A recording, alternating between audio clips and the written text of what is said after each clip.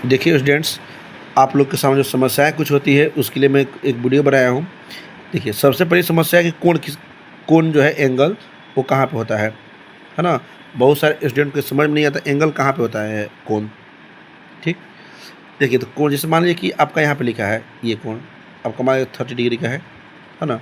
तो ABC, तो आप इसको कैसे लिख सकते हैं? आप लिख सकते हैं कि एंगल बी का मान 30।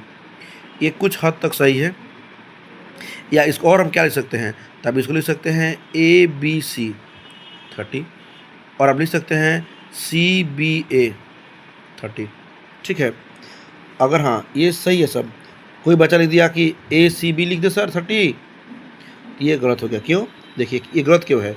ए मैं मिला भी देते अगर ऐसा हम, तो ACB, ये कहा आएगा ACB,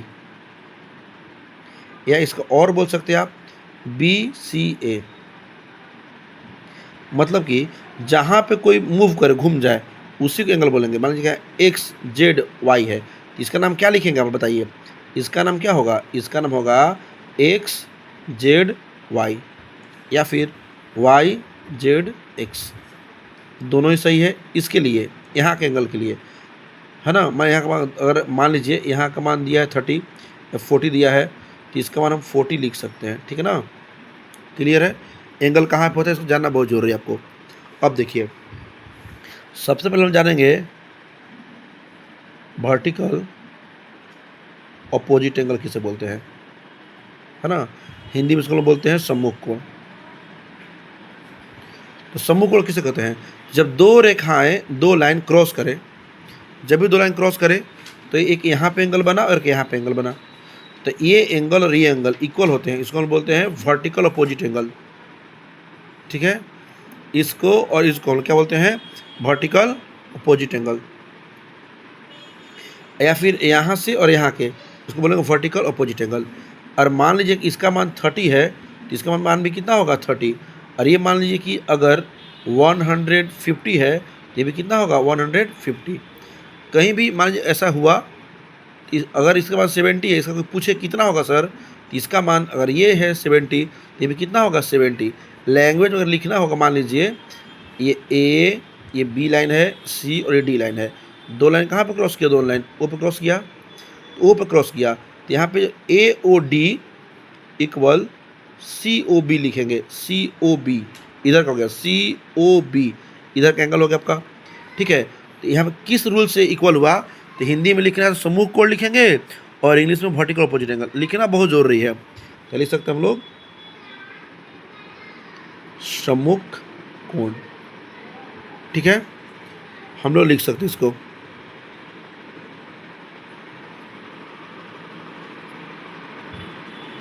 ठीक है ना।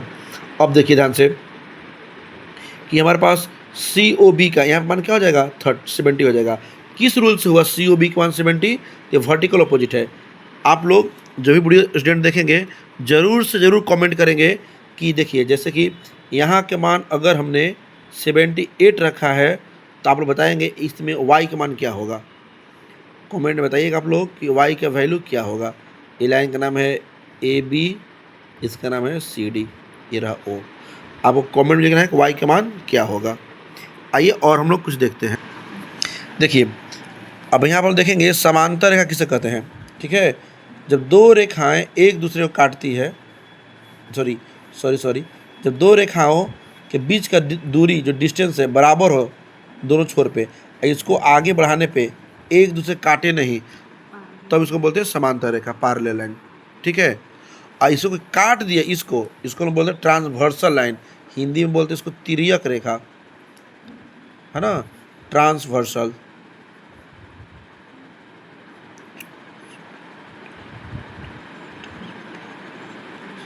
ट्रांसवर्सल लाइन, ये कहेगा पैरेलल लाइन।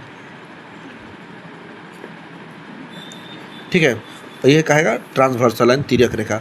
चलिए, तो यहाँ से कुछ क्वेश्चन बनता है हमारे पास। देखिए फ्रेश फिगर हम लेते हैं। जैसे देखिए ये हुआ हमारा, इसको काट दिया गया, तो यहाँ पे AB और CD ये समांतर रेखा। समांतर को हम लोग ऐसे लाइन से, ये सिंबल है AB समांतर CD, है ना। ये दोनों रेखा समांतर है, ए बी समांतर, सी डी यहाँ पे दोनों रेखाएं क्या हुआ आपका समांतर हुआ। आइए मान लीजिए पी क्यू जो लाइन है इसने काट दिया, कहाँ पे काटा, यहाँ मान लीजिए ई पे और एफ पे काट दिया। अब देखिए यहाँ पर हम नाम भी लिख सकते हैं तो थोड़ा मैथ हार्ड हो जाएगा, तो थोड़ा शॉर्ट कट समझने के लिए इस एंगल को हम क्या लिख सकते हैं, A P A E P चाहे पी ई ए, ऐसे शॉर्ट में इसको 1 बोल दिए, 2 समझने के लिए 3 4, हम समझा रहे हैं ना, 5 6 7 और 8। अब देखिए हमारे बहुत सारे छात्र हैं जो कि कमेंट करते हैं या पूछते हैं क्लास में कि सर वर्टिकल अपोजिट एंगल क्या है, अल्टरनेट इंटीरियर एंगल क्या है, और एक्सटीरियर एंगल क्या है, करस्पॉन्डिंग एंगल क्या है, को इंटीरियर एंगल क्या है। और हिंदी में बात करेंगे तो अंतः एकांतर कोण, बाह्य एकांतर कोण, तिर्यक रेखा एक तरफ के कोण, संगत कोण, सम्मुख कोण, ये सब क्या है। इन सबको जानने के लिए हम आपको समझेंगे और आपको समझ में आएगी, हम उम्मीद करते हैं। आप ध्यान से देखिएगा, समझ में जरूर आएगा। देखिए